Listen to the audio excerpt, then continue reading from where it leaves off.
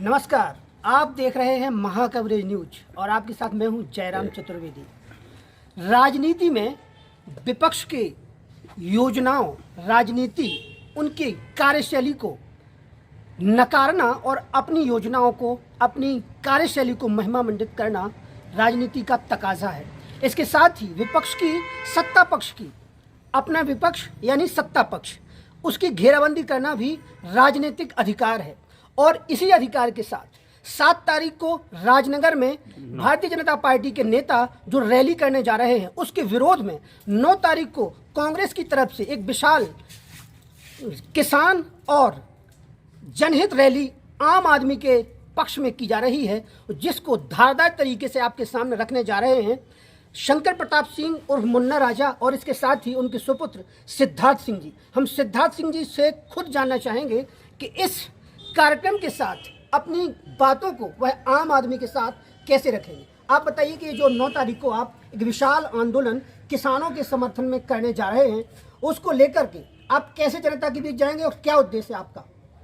जी, जनता के बीच तो हम लोग जा ही रहे हैं और उद्देश्य काफ़ी सारे हैं, लेकिन मुख्य उद्देश्य जो है खासकर राजनगर विधानसभा में जो लोगों से हम लोग बात करते हैं कि आज से 15 साल पहले किसी किसान की फसल पे ओलावृष्टि होती थी, पानी से ख़राब हो जाती थी, कुछ भी होता था तो एक रीति सी थी कि सुबह से फ़ोन आने लगते थे कि भैया यहाँ पे सर्वे कराना है, यहाँ पे सर्वे कराना है, ऐसा होना है। मुआवजा मिलता भी था, नहीं भी मिलता था, लेकिन एक आशा थी लोगों में कि हाँ मुआवजा बनता है।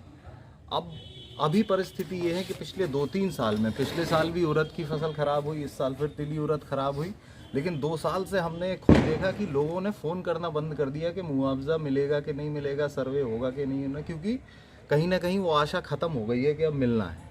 पहले उनको आशा थी तो फ़ोन लगाया करते थे, 10 से 15 साल पहले की बता रहा हूँ मैं बात, कि तब फ़ोन आता था और गंज में अगर गिरा है ओला तो बमीठा से फ़ोन आता था कि अरे उते आप हो लइयो, उते पे ऐसा होना है, सर्वे करा लें, ऐसा कर लें। अब ये हालत है कि अभी हाल में ही जो पिछली फसल आप ले लो, अगर पूरी नष्ट हो गई, उड़दा और तिली की हालत एकदम ख़राब, किसी को कुछ नहीं मिला, उधारी में रह गया किसान। लेकिन एक भी फ़ोन नहीं आया कि सर्वे होना है या नहीं होना है। तो ये बहुत ही गंभीर चीज़ है। अब सर्वे होगा नहीं होगा, सर्वे तो नहीं होगा क्योंकि बुआई हो चुकी है, जुताई हो चुकी है खेतों की, तो सर्वे तो नहीं होगा। लेकिन जो इसमें गहरी चीज़ वो ये है कि आदमी ने अपनी मानसिक एक कंडीशन ऐसी बना ली है कि यार मुआवजा तो मिलना नहीं, काय परेशान हो। तो ये जो मानसिक स्थिति बन गई है लोगों की, जो आदमी थोड़ा सा एक तरीक़ा से घर बैठ गया है ये सोच के कि कुछ होना नहीं है, हम उस बंधन को तोड़ना चाहते हैं। हम लोग लोगों को ये बोलना चाहते हैं कि भैया ऐसा नहीं है कि आप अकेले हो। पहले जो आप लोग करते थे कि सर्वे के लिए हल्ला करते थे, मुआवजे के लिए हल्ला करते थे, तो ये चीज़ जारी रहनी चाहिए। आपको हताश नहीं होना है कि कुछ होना नहीं है। यही हाल है बिजली का। पहले लोग बोलते थे कि भैया कनेक्शन करा दो, अब ये है कि कनेक्शन हो गया लेकिन कनेक्शन का बिल तो पूरा आ रहा है, लेकिन उनके यहाँ पे तार नहीं जुड़ी है। तो आदमी क्या करता है, जाके केबल लेके आएगा। कुंटलों केबल आ गई हैं गाँव में, केवल इसीलिए कि कनेक्शन के पैसे जा रहे हैं, लेकिन जो कनेक्शन जो होना चाहिए विद्युत विभाग की तरफ से वो डैमेज्ड है।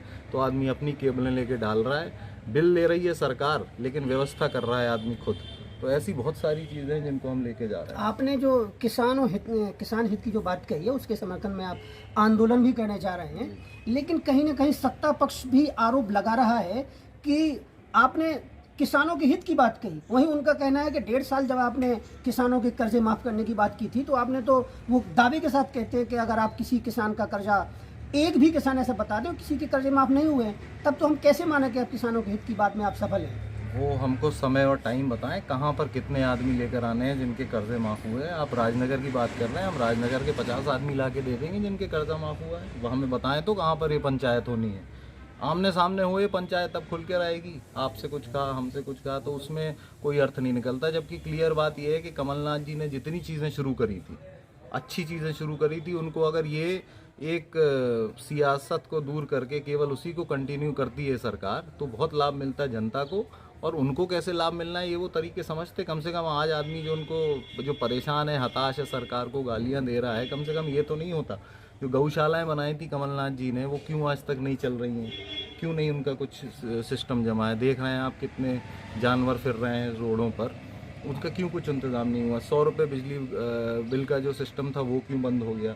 इस तरीके से बहुत सारी चीज़ें हैं जो ये केवल बोलने की चीज़ है। 15 महीने की जो सरकार थी कमलनाथ जी की, उन्होंने उसमें ही कुछ ऐसी स्थायी चीज़ें सेट कर दी थी कि केवल उसी को लेकर अगर शिवराज जी चल लेते तो आज उनको इतनी गालियाँ नहीं पड़ रही होती तो किसान। सत्ता पक्ष का जो एक आरोप होता है वो ये भी होता है कि जैसे आप वो जाहिर सी बात है, वो 70 सालों की बात करते हैं कि 70 साल तक आपने शासन किया है, तो फिर उस दौरान किसानों की हालत क्यों नहीं सुधरी? आज चुनाव के दौरान ही एकदम किसानों के समर्थन में आप आ जाते हैं, तो उनकी हालत में सुधार क्यों नहीं हुआ? वो अपने आप को इसमें दोषी नहीं मानते, वो सारा ठीकरा आप पे फोड़ते हैं। तो आप कहीं ना कहीं कहाँ दोषी मानते हैं भाजपा सरकार को? ये जो 70 साल वाली बात है, ये देखिए ये मुद्दे से भटकने वाली बात है। हम तो ये कह रहे हैं ना कि आप 70 साल छोड़ो। 70 साल पहले ना हम पैदा हुए थे, ना यहाँ कोई भी भाजपा का नेता पैदा हुआ, तो उसको छोड़ो आप। उस वक्त हो सकता है कि 70 साल पहले आपके पूर्वज भी कांग्रेस को वोट देते हों, कोई बड़ी बात नहीं है। तो 70 साल में नहीं पढ़े, उस 70 साल में हो सकता है आपके परिवार को लाभ मिले हो कांग्रेस से। हम कह रहे हो उस 70 को मत पढ़ो, आप अगले 10 ही की सोच लो। आप पिछले 10 देख लो, अगले 10 देख लो। क्योंकि हम लोग अब वैसे युवा तो नहीं रहे कि हमारे बाल सफ़ेद होने लगे हैं धीरे धीरे, लेकिन आज भी ये है, इतना प्रोग्रेसिव माइंड तो रखते हैं कि भैया जो पिछले 70 साल की पंचायत करने का मतलब ये है कि आप आगे की 10 की मत करो। तो हम इस फेवर में हैं कि पिछले 70 की बात छोड़ दें, हम बड़े लोगों पर।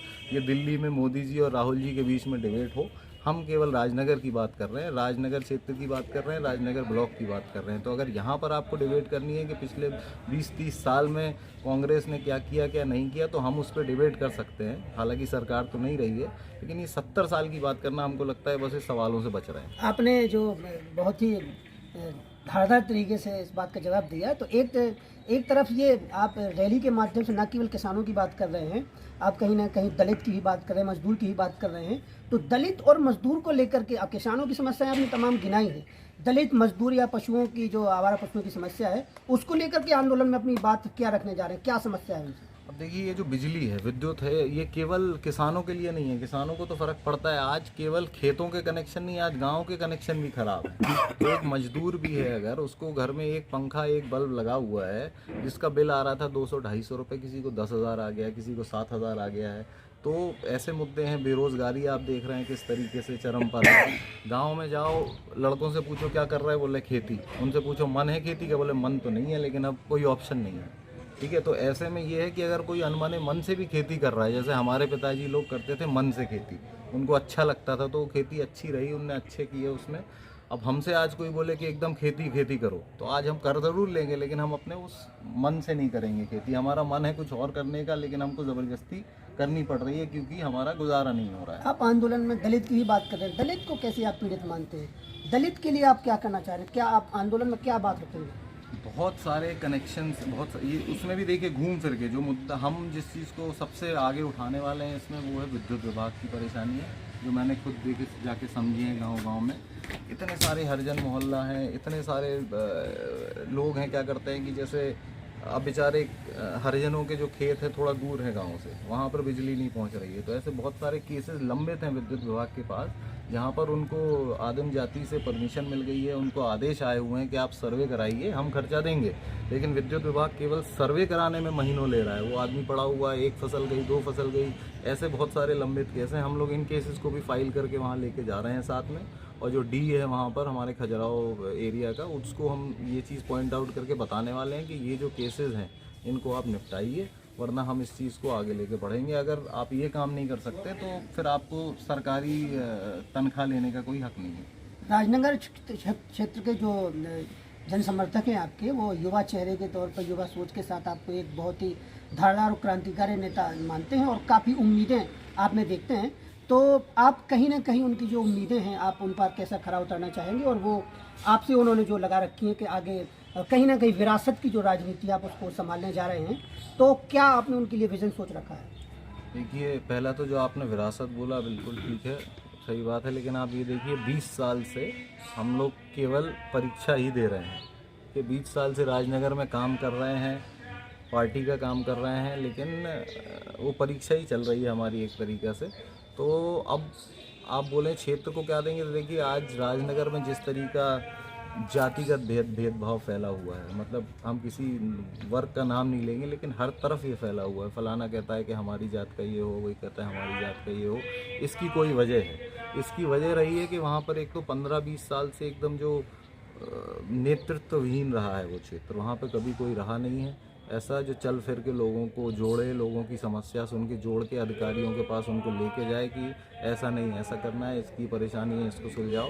तो हम जो मेन चीज़ इस क्षेत्र को देने का आश्वासन दे सकते हैं वो ये है कि हम सक्रिय रह के आपकी जो परेशानी है पिछले 15-20 साल से किसी ने नहीं सुनी। जो निष्क्रिय हुआ है आदमी वहाँ पर, जो मतलब नेता नहीं, जो आदमी निष्क्रिय, जनता निष्क्रिय हो गई है अपने हकों की तरफ। तो उनको ये लगता ही नहीं है कि हमारा हक है या हमको इसको मांगने के लिए कुछ करना है। उन्होंने हार मान ली है कि अब कुछ होना नहीं है, ऐसे ही चलने दो। तो हम वो जो हताशा है हम उसको दूर भगाने का सबसे पहला प्रयास करें। आपने 15 साल की बात की, हालांकि प्रदेश में 15 साल से जाहिर तौर पर भाजपा की सरकार है, लेकिन इस समय में तो विधायक जी नाती राजू स्वयं विधायक हैं। तो ऐसे में आप कैसे आरोप लगा सकते हैं कि कहीं ना कहीं जो उम्मीदें पूरी नहीं हुई है? तो आपकी सरकार रही है, हालांकि राजनगर के स्तर पर तो आप मान सकते हैं कि सत्ता में तो कांग्रेस ही रही है। देखिए, एक विधायक को आप सत्ता में नहीं मान सकते हैं। विधायक विरोध घूम फिर कर होता विपक्षी दल का विधायक है, उसको बोलते विपक्षी दल का ही विधायक हैं। तो विधायक जी रहे, उन्होंने जैसा काम किया, अब उस पर टिप्पणी नहीं करेंगे। लेकिन कुल मिल होता है बहुत जगह होता है कि कांग्रेस के विधायक हैं, कहीं बहुत अच्छा काम होता है, कहीं बीजेपी के विधायक हैं जहाँ बिल्कुल काम नहीं होता है। एक चंदला विधानसभा में देखिए आप, कब से लगातार भाजपा के विधायक हैं और सरकार भी भाजपा की है, उन्होंने वहाँ पे क्या किया? तो हम उस तराजू पे ना तोलें इस चीज़ को। हो सकता है नहीं हो पाया काम, हो सकता है सरकार का दबाव था, हो सकता है कुछ ऐसा नहीं सामने मटेरियलाइज हुआ कि कुछ उनको आदमियों ने नहीं बोला, हो सकता है खुद नहीं बना पाए कुछ प्रोग्राम। लेकिन जो परेशानी है वो है, चाहे अब उसमें स्थानीय विधायक की गलती और स्थानीय सांसद की। उस तरीके से तो सांसद लगातार ही वहाँ पर भाजपा के रहे हैं। आप जनपद अध्यक्ष भी रहे हैं, उस समय कुछ चुनौतियां आपके सामने आई होंगी, आपने भी काफ़ी कुछ विजय रखे होंगे। तो कहाँ तक आपको सफलता मिली? जनपद अध्यक्ष के कार्यकाल आज जो राजनगर जनपद की हालत है और हमारे कार्यकाल में जो थी 5 साल में, आप वहाँ जाकर चाहे अधिकारियों से पूछें, चाहे उस टाइम के सरपंचों से पूछें कि ये जो दलाली की दुकान बनी हुई है जनपद आज, वो ऐसा बिल्कुल नहीं था। वहाँ पर पैसा मांगने में अधिकारी डरते थे उस वक्त जब हम लोग थे, क्योंकि हमको खुद पैसा नहीं खाना था। तो निश्चित सी बात है कि हम नीचे किसी को खाने भी नहीं देते थे। और आज ये दशा है कि आज बताते हैं 60-70 लाख रुपए में जनपद अध्यक्ष निर्विरोध बनाया गया है सत्ता दल द्वारा। अब 60-70 लाख रुपए में अगर आपने निर्विरोध बनाया है अध्यक्ष, तो कहीं ना कहीं नीयत आपकी ख़राब है। हमने तो भैया कभी ऐसा खर्च नहीं किया उस जनपद अध्यक्ष बनने के लिए, इतना कभी खर्चा ही नहीं लगा।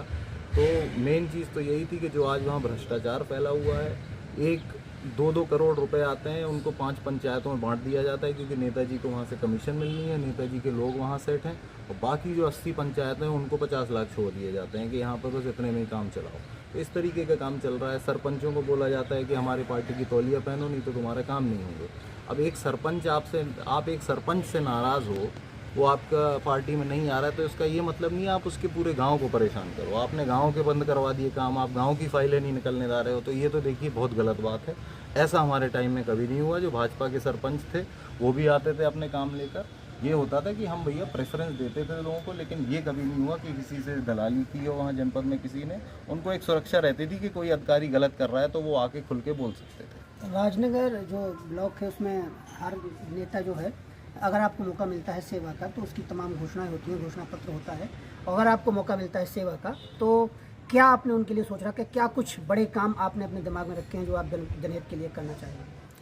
राजनगर ब्लॉक की अगर आप बोलेंगे तो पहले तो जो राजनगर और खजुराहो के जो स्वास्थ्य केंद्र हैं उनमें हम चाहेंगे कि थोड़ा और सरकार की तरफ से अनुदान आए, थोड़े वहाँ बेहतर डॉक्टर हों, वहाँ पे बेहतर सुविधाएं हों।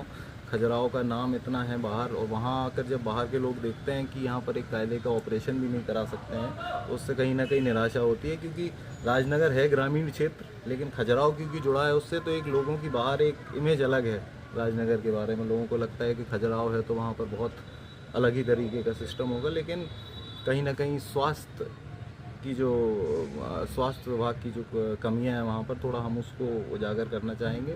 और सबसे बड़ी चीज़ है भैया कि हम गौशालाओं को कैसे भी करके अगर सरकार आती है, तो कमलनाथ जी ने आश्वासन दिया है कि गौशालाएं चलेंगी। पिछली बार था कि ब्लॉक में 25 रहेंगी, 25 के आसपास थी। अब ये टारगेट है कि कम से कम 50 से 75% पंचायतों में गौशाला बनाई जाएंगी। पहला टारगेट पहला तो बहुत सारी चीज़ें हैं, लेकिन एक जो पहली प्रेफरेंस में 5-6 चीज़ें हैं उनमें से एक ये भी है कि गौशालाओं को चलाना बहुत ज़्यादा ज़रूरी है। 7 तारीख के जवाब में जो एक दिन पश्चात ही आपने ये जो बहुत बड़ा आंदोलन छेड़ा है, तो उसके माध्यम से आप क्या अपील करना चाहेंगे और क्या जनता के सामने अपना विजन रखना चाहेंगे कि आखिर ये रैली करने जा रहे हैं, उसके माध्यम से आप कहाँ तक उनके समर्थन में खड़े होकर के सफलता हासिल करेंगे? ये एक सीधा सीधा संदेश है कि मोनिया नृत्य के लिए तो हम लोगों को भी बोला गया था, लेकिन ये है कि हम इतने साधन लगाएं, इतने मेहनत करें और ये सब करें। मोनिया नृत्य तो देखिए गांव-गांव जाके भी देख सकते हैं हम। गांव-गांव हमने 10 गांव में गए, 10 गांव में मोनिया नृत्य कराए, छोटे छोटे स्तर पे कराए, लेकिन तो वो चीज़ हो गई। वो त्यौहार मनाने का समय वो सब हमने कर लिया। अब जो समय है लड़ाई लड़ने का, तो उसमें और मतलब बहुत ही दुर्भाग्यपूर्ण बात है कि पिछले 1 महीने में मुख्यमंत्री 2-3 बार हो गए छतरपुर ज़िले में। बीडी शर्मा जी भी फिर से शायद तीसरी बार आ रहे हैं। तो बहुत ही दुर्भाग्यपूर्ण बात है कि इनके इर्द गिर्द के जो भाजपा की जो नेतृत्व है यहाँ का, ज़िले भर का, राजनगर का, सब जगह का, किसी ने भी मुंह से ये नहीं बोला एक बार कि साहब खाद नहीं मिल रही टाइम से, ये करा दो। साहब बिजली की इतनी बुरी हालत है, आप राजनगर क्षेत्र में आप अकेले चले जाओ, कम से कम 2-2.5 हज़ार ट्रांसफार्मर्स की कमी है और आज उनके पास 100 से ज़्यादा अवेलेबल नहीं है। तो ये सब चीज़ें जो उठाने वाली हैं, हमारे ख्याल से अगर ये करें ये लोग तो उनको ज़्यादा लोकप्रियता मिलेगी। ना कि ये ठीक है त्यौहार मनाइए, हम लोग भी बुंदेली उत्सव करते हैं, लेकिन बुंदेली उत्सव का एक समय है। कोरोना आया भैया, नहीं हो सकता था तो नहीं हुआ, एक समय होता है उसका। लेकिन ये आज समय है त्यौहार मनाने का नहीं है। आज समय ये है कि किसान परेशान है। अगर ये फसल गड़बड़ हो गई, टाइम से खाद नहीं मिला, टाइम से पानी बिजली नहीं मिली, तो ये फसल भी जाएगी और उसके बाद क्या करेगा किसान आदमी? वापस मजदूरी पे आएगा, चोरी भड़ाई बढ़ेगी क्षेत्र में, यही सब होगा, आपसी गैर मनुष्यता बढ़ेगी। तो हम उस आंदोलन को जवाब तो नहीं है, देखिए वो हमारा काम करने का तरीका है। हमारा तो 9 तारीख का बनना ही था, वो तो बना हुआ है। बाद में पता लगा कि 7 तारीख को उनका भी बना हुआ है, तो बहुत अच्छी बात है। लेकिन इसमें एक तोलने वाली बात यह है कि हम 9 तारीख को वहाँ पर आ रहे हैं, 200-300 हम लोग ट्रैक्टरों में आएंगे, सब लोग अपने गाड़ी वाहन छोड़ छाड़ के सब ट्रैक्टरों से वहाँ पहुँचेंगे। और हमारा उद्देश्य ये है कि सरकार को ये दिखाएं कि भैया ये जो परेशानियों से जूझ रहा है किसान, इसको आप कब देखोगे? कब तक ये आप दशहरा मिलन के लिए आते रहोगे? कब तक ये सब करते रहोगे? आगे बढ़िए, आपके ऊपर बहुत गंभीर जिम्मेदारियां हैं। अगर हम दशहरा मिलन करते रहें साल भर, वो अलग चीज़ है, लेकिन हमारे पास वो उतनी ताकत नहीं है कि हम ज़्यादा फ़र्क इस वक्त ला सकें क्षेत्र में। लेकिन आपके पास है, तो आपके पास जिम्मेदारी ज़्यादा है। जब जिम्मेदारी ज़्यादा होती है तो आदमी को 2 त्यौहार छोड़ने पड़ते हैं कि भैया काम ज़्यादा है, इस बार दिवाली ना मना पाए। होता है जब जिम्मेदारी ज़्यादा हो, लेकिन वो तब होता है जब जिम्मेदारी का एहसास हो आपको। अगर एहसास नहीं होगा तो आप दिवाली 4 बार मनाओगे, होली 6 बार मनाओगे। ये है सीधी सीधी बात। तो ये थे आपके सामने कांग्रेस के युवा चेहरे के तौर पर आजकल जो मुख्य पटल पे सामने आने वाले कांग्रेस के युवा नेता सिद्धार्थ सिंह, और कैसे ज़ोरदार तरीके से इन्होंने अपनी बातें रखी और कैसे विपक्ष के आरोपों को इन्होंने खारिज किया और अपने जवाबों के माध्यम से कैसे ये माहिर खिलाड़ी बन के सामने आते हैं और राजनीति में आगे चल के ये कितने माहिर साबित होते हैं, ये तो समय के गर्त में छुपा है। महाकवरेज न्यूज़ के लिए जयराम चतुर्वेदी।